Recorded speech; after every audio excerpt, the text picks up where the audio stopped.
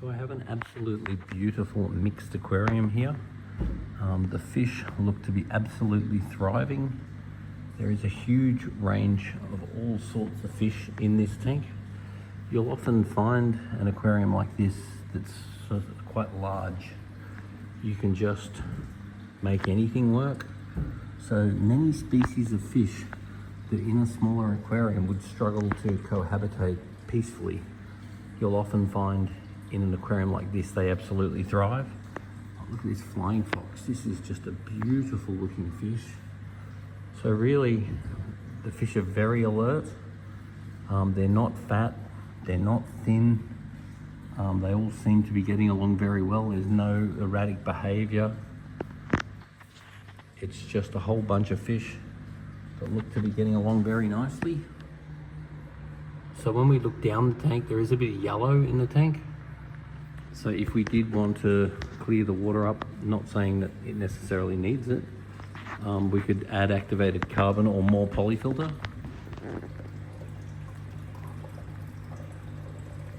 But basically I'm looking at a tank full of very diverse, very healthy, very beautiful fish.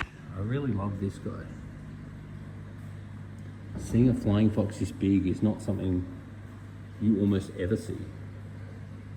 Such a simple, basic fish that's just beautiful. Just check the temperature at 28 degrees. I'm very happy with that. And I checked the salinity and it is reading at 0. So I would like some just straight aquarium salt or straight salt added, not GH salts. I would like the salinity a little bit higher. So if we did 1 gram per litre of pure salt, then that would help the fish's immune system and body slime. Generally with salt, when the fish are doing well, you don't really notice much difference. But when there's an issue, that's when the salt comes to its own and is well worth adding. Now you'll also see that the decorations are quite clean, and that would indicate that the lights are not being left on too long, so I'm very happy with that. Water test, the KH is over 7, I'm happy with that. The GH is 10, we might raise that a little bit. pH is 8.1, I'm happy with that. Phosphate and nitrate are coming up a little bit, which means we are due for a water change. So there's basically no ammonia or nitrite. So I am happy we're doing a water change today. Aquarium tour. We've got electric yellows, which are these little fellas, Lake Malawi cichlids. We have got the silver dollars, and that one is a male. You can tell by the anal fin is quite rounded, whereas that one has got a red pointy anal fin, making it a female silver dollar. Beautiful active fish. This one is a Siamese algae eater, wonderful for eating hair algae. Here we have an albino peacock. Here we have a polystigma. We have some beautiful big silver sharks. We have a dolphin cichlid, Satricura morii. Now in this area here there we go, there's a Lamprologus brachadi, daffodil cichlid, or princess cichlid, Pulcher. Let's see what else we've got. We've got some Frontosa, these little shy fellas here from Lake Tanganyika. There's a whole heap of other fish. Obviously everyone decides to hide. Well, here we go, there's a marbled peacock. And fish are funny how they can hide for a while. And there's a rhodesii. A lot of these fish, you have to be very patient when they get older. Their colours are amazing, but you do have to wait for the colour. I love this flying fox. I just think that's such a cool fish. I think the flying fox is my favourite. What a great tank. What a big mix of fish. Now, if you ever get a fish going missing, such as there is an Estatotilapia salmon, which we can't seem to find right now, one of the main places you want to look is in your weir. So if I just go like that, and then I'll check the video because I can't see it. But if the fish is down there, then I know where it's gone. Let's clean the filter wall in there and clean the filter wall down there. You'll often notice the sump fill up with a whole bunch of sediment. So if you look on the bottom of this sump, there's a fair bit of sediment starting to build up. So what I'll do is get this siphon pipe, and then I'll go and start siphoning all this sediment out. Because this tank hasn't been reset up for too long, it's not too bad. But over time, this sediment builds up in the sump quite a lot. So it's good to just regularly get it out. Because what we don't want... Oh, look at this baby one. Look at that. Got baby fish. Little baby electric yellow. Hello buddy, how are you? Welcome to the world. Oh, we've got another one there. So we've got baby fish in here. It's unbelievable. So they've made it their way down the sump, and they made it their way down here, and now they're growing up. Wow. Well, that happens. So I found at least 2, and that's without even looking. How cool. Gravel clean. So what I'm going to do is dig this in the gravel, then pinch it.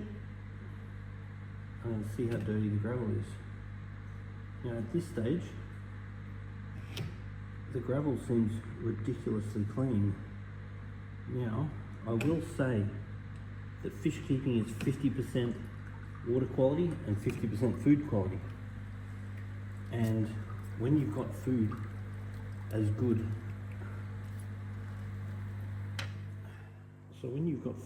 as this, you find your tank stays very clean. This tank is in a little bit of a honeymoon period. And what I mean by a honeymoon period is this tank is well and truly due for a water change, but the gravel is still actually very clean.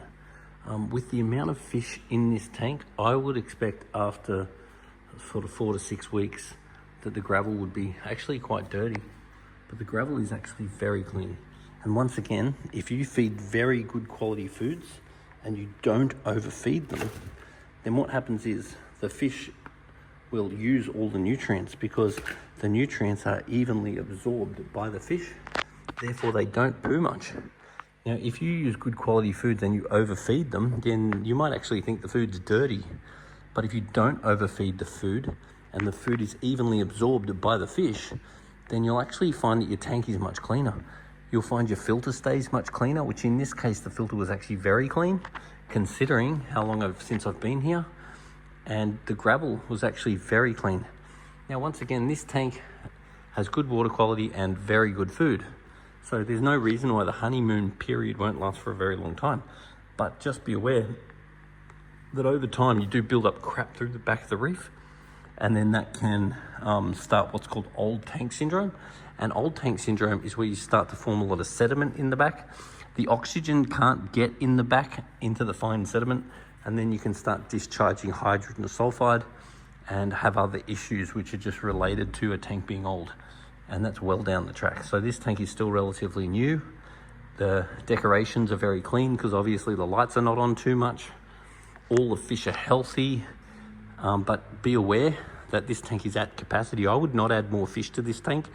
I would only add like a prize fish if you wanted something like a red-tailed black shark or a particular individual.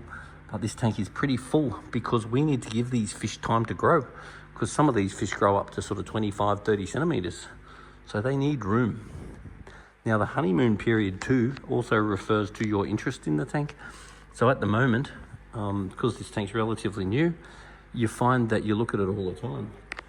But when the honeymoon is over and you've had the tank for years, then after a while you've sort of seen it. So one of the best things to do is just change decorations, change fish, and change things around, and then you will pursue your honeymoon period. So I guess just like marriage, when you get started, it's all new and fresh and different, and you can't stop looking at it. But then over time, you have seen it, and sometimes it's time for change.